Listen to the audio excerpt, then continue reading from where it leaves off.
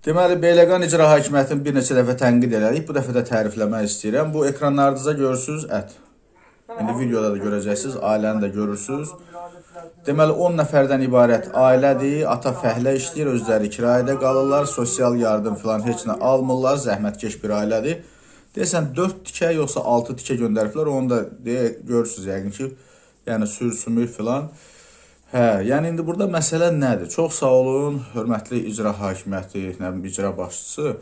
Amma bu qurban payını verəndə onun üstündə bir laqonda da verəydiniz. Bunu özləri böləydilər o sümüklü yerlərindən filan.